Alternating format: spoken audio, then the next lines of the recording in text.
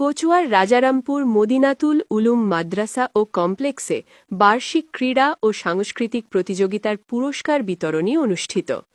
বিল্লাল মাসুমের তথ্যচিত্রে থাকতে বিস্তারিত। চাঁদপুরের কচুয়া উপজেলার ১ নং সাচার ইউনিয়নের রাজারামপুর অবস্থিত মদিনাতুল উলুম মাদ্রাসা ও কমপ্লেক্সে বার্ষিক ক্রীড়া ও সাংস্কৃতিক প্রতিযোগিতার পুরস্কার বিতরণী উৎসব মুখর পরিবেশে অনুষ্ঠিত হয়েছে। বৃহস্পতিবার ৯ এপ্রিল সকাল ৯টায় মাদ্রাসা মাঠ প্রাঙ্গণে আয়োজিত অনুষ্ঠানে শিশু শিক্ষার্থীরা নাচ, গান, কবিতা আবৃত্তি ও কোরআন তেলাওয়াত সহ বিভিন্ন সাংস্কৃতিক পরিবেশনার মাধ্যমে তাদের প্রতিভার উজ্জ্বল প্রকাশ ঘটায়। পুরো আয়োজন জুড়ে ছিল আনন্দঘন পরিবেশ।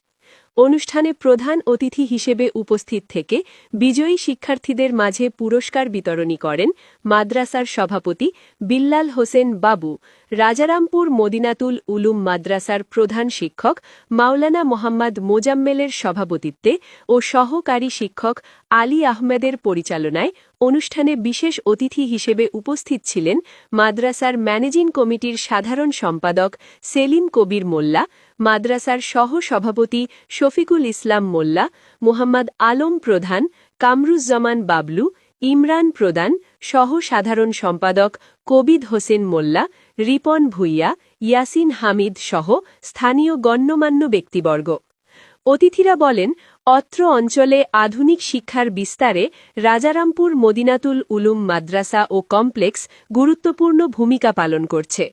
প্রতিষ্ঠানটির শিক্ষাক্রম যুগোপযোগী ও মানসম্মত হওয়ায় এটি অভিভাবকদের কাছে বেশ জনপ্রিয় হয়ে উঠেছে।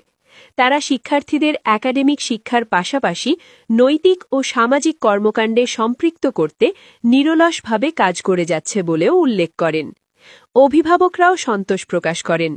অনুষ্ঠানের শেষে বিদ্যালয়ের প্রধান শিক্ষক মাওলানা মোজাম্মেল হোসেন উপস্থিত সকলকে ধন্যবাদ জানিয়ে অনুষ্ঠানের সমাপ্তি ঘোষণা করেন এবং সকল অংশগ্রহণকারী শিক্ষার্থীদের হাতে পুরস্কার তুলে দেওয়া হয়।